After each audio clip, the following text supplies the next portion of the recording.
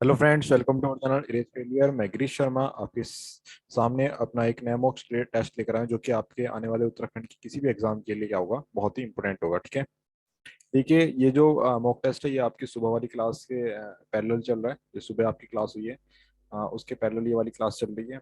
इसमें अब मैं आपको सुबह वाली क्लास के मॉक टेस्ट कराऊंगा। देखिए, अपनी क्लास को स्टार्ट करने से पहले मैं आपको ये और बता दूं कि आप हमारे टेलीग्राम ग्रुप से भी जुड़ सकते हैं, जिसमें बहुत ही अच्छे अच्छे क्विज कराए जा रहे हैं।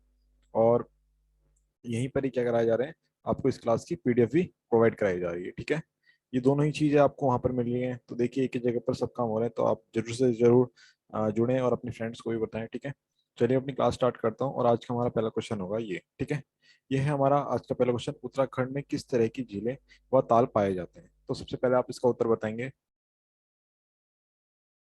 देखिए, मैंने आपको बताया था उत्तराखंड में ना चार प्रकार की जो है झीलें पाई जाती, मतलब भारत में जो है, पूरे भारत में जो है चार प्रकार की। कौन कौन सी?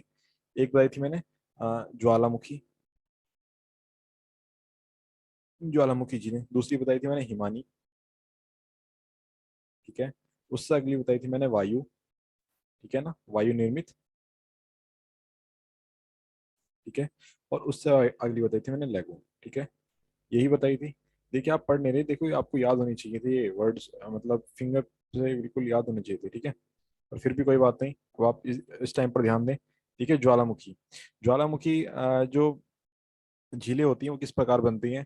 वो बनती हैं आपकी जो ज्वालामुखी फटती है उसके बाद जो अवशेष रह जाता है, यानी कि मान लीजिए ज्वालामुखी इस तरीके से फटती है तो उसके बाद ये जो पार्ट रह जाता है ये तो उड़ जाता है, तो रह कितना जाता है? ये वाला पार्ट रह जाता है। तो जो इस वाले पार्ट में अगर जो बारिश का पानी भर जाए तो इस तरीके की ज्वालामुखी है। इस तरीके की झीलों को हम कहते हैं ज्वालामुखी झीलें। अब बात करते हैं हिमानी झीलें। हिमानी झीलें वो होती हैं जैसे कि जब हम नदियां बहती हैं तो वो बड़े बड़े गड्ढे बना देती है बीच में।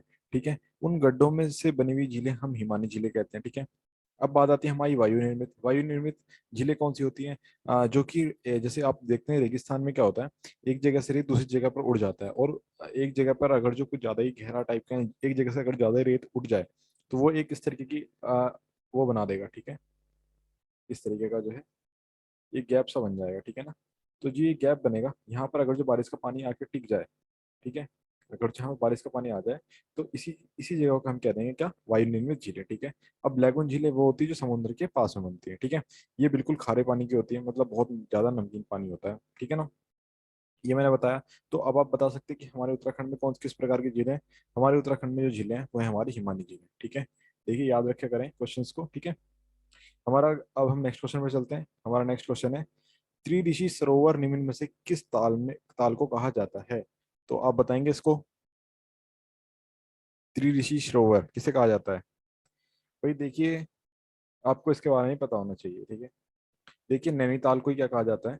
त्रिऋषि सरोवर कहा जाता है। ठीक है, अब मैं बात करता हूँ नैनीताल। ठीक है, नैनीताल, पहले तो मैं आपको बताता हूँ नैनीताल की अवस्थिति कहाँ पर है। तो आप ये मैप देख लें, उससे जो है आप ये समझ पाएंगे कि नैनीताल की अवस्थिति कहाँ पर है। ठीक है, एक मिनट रुकिए।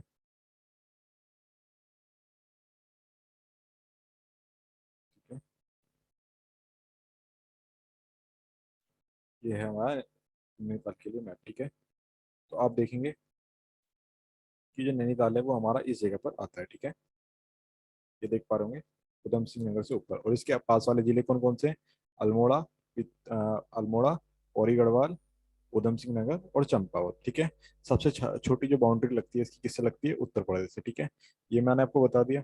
अब मैं बताता हूँ कि नैनीताल में कौन कौन से आपके ताल आते हैं। ठीक है, देखिए नैनीताल में कौन कौन से ताल आते हैं। यानी कि ताल तो देखो, ताल तो आप ये मान लीजिए उत्तराखंड में जितनी भी झीलें हैं उनके लास्ट में ताल लगना है। ठीक है, तो नैनीताल में कौन कौन से आते हैं? एक आता है देखिए भीमताल, भीमताल, हरीश ताल।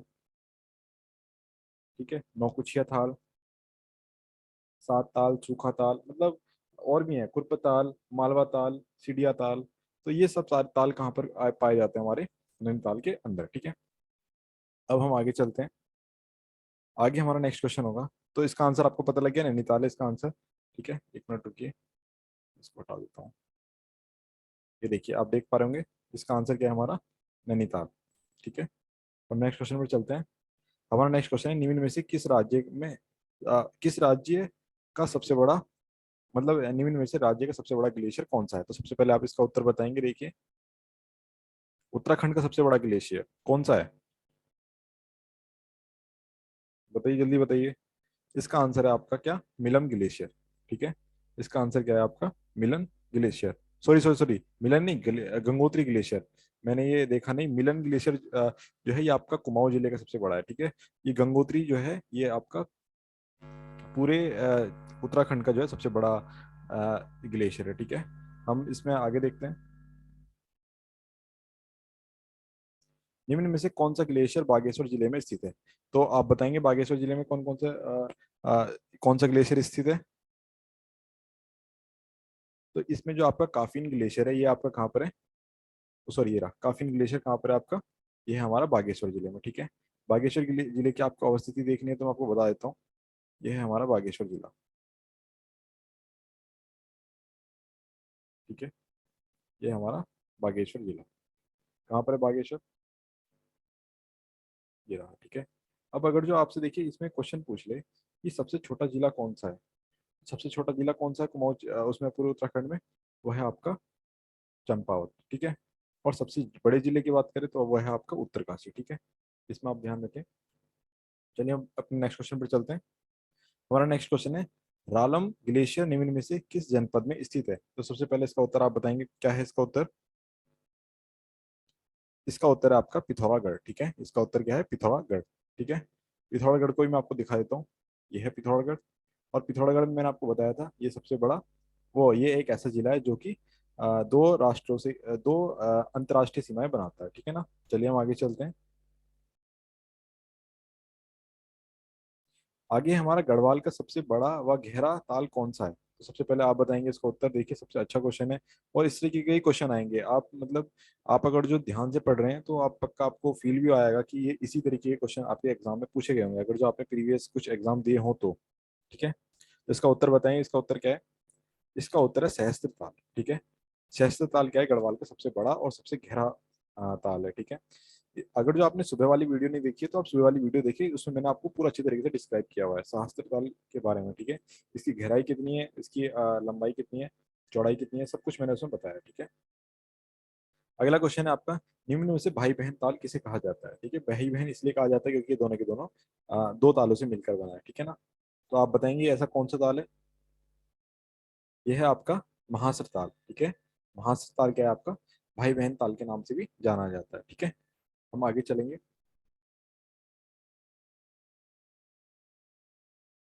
हमारा एट क्वेश्चन, ये हमारा निम्न में से किस ताल से आज भी मानव कंकाल प्राप्त होते हैं? मैंने आपको बताया था सुबह, मैं आपको हिंट दे देता हूँ। मैंने उसमें बताया था आपको मैंने उसमें एक राजा और रानी के बारे में बताया था जो कि अपने सैनिकों के साथ उसमें थे।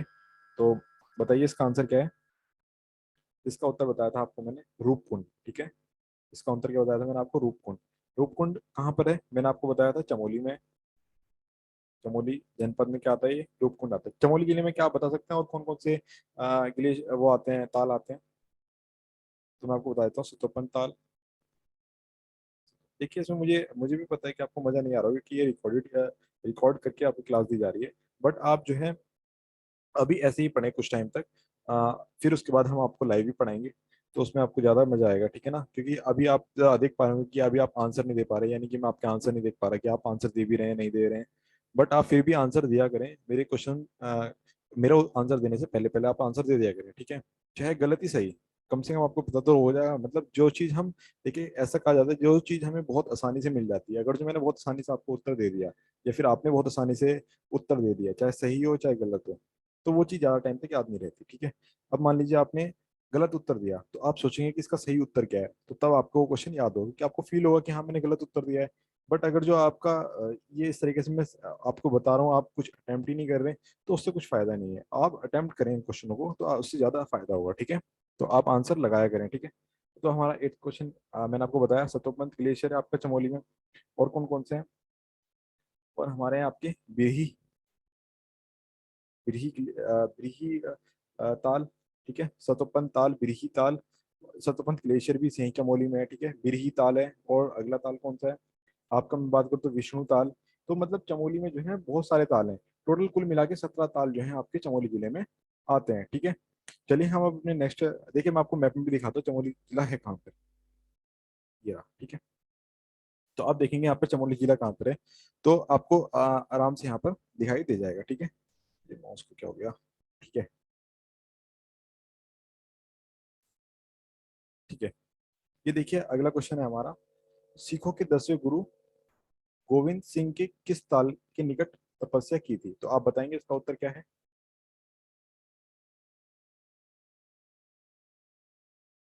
इसका उत्तर है आपका हेमकुंड।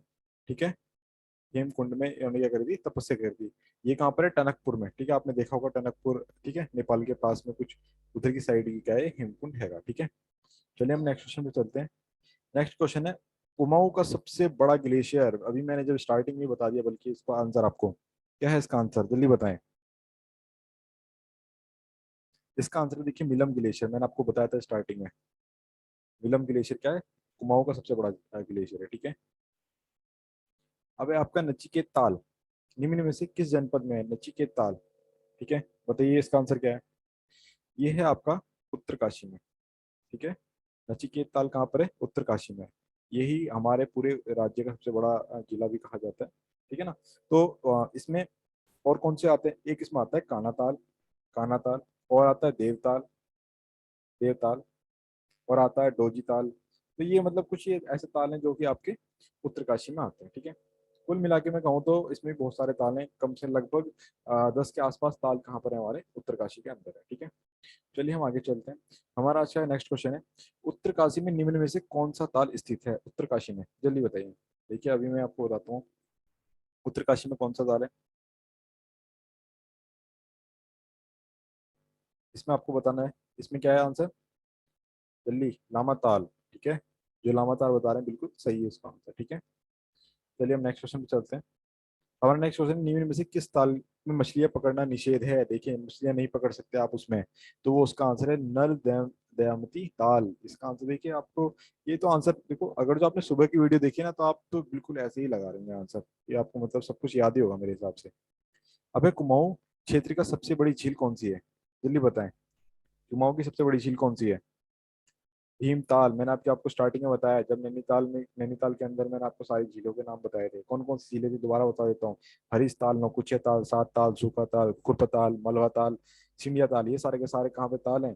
ये सारे के सारे आपके कुमाऊं, वो नैनीताल, कुमाऊं जनपद, कुमाऊं क्षेत्र में के नैनीताल में सारे के सारे ताल आते हैं। ठीक है ना। चलिए हम नेक्स्ट क्वेश्चन पे चलते हैं। अब नेक्स्ट क्वेश्चन है हमारा, गिरिताल निम्न में से कौन आए जिले में, कौन से जिले में है? ठीक है, ये होगा गिरिताल निम्न में से कौन से जिले में है? तो इसका उत्तर आप बताएं। देखिए इसका उत्तर है उधम सिंह नगर। ठीक है, उधम सिंह नगर नेपाल बॉर्डर के बहुत पास है, उधम सिंह नगर। ठीक है, नेपाल से और किससे सीमा साझा करता है? यूपी से। ठीक है ना। ऊपर क्या है इसके, नैनीताल, नैनीताल से भी सीमा साझा करता है। ठीक है, तो ये उधम सिंह नगर हो गया। चलिए हम नेक्स्ट क्वेश्चन पे चलते हैं।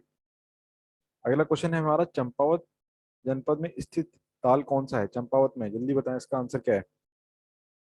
चंपावत जिले में आपका झिलमिल ताल, मैंने बताया था, दिन में 7 बार क्या करता है, रंग बदलता है, ये ऐसा ताल है। ठीक है, इसमें क्या कहते हैं, स्नान करना बिल्कुल मना है। ठीक है, स्नान करना बिल्कुल मना है, और औरतों का तो पानी लाना भी मना है।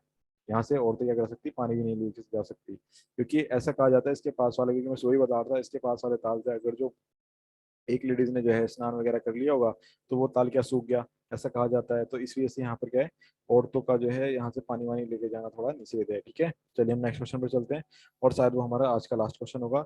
स्वामी विवेकानंद आश्रम किस ताल के निकट स्थित है? बताइए, स्वामी विवेकानंद आश्रम, बताइए कहाँ पर स्थित है? इसका उत्तर है आपका श्याम ताल। ठीक है, इसका उत्तर क्या है, श्याम ताल। ठीक है, आशा करता हूँ आपको ये वीडियो पसंद आई होगी। मिलते हैं हम अपनी नेक्स्ट वीडियो में, तब तक के लिए धन्यवाद।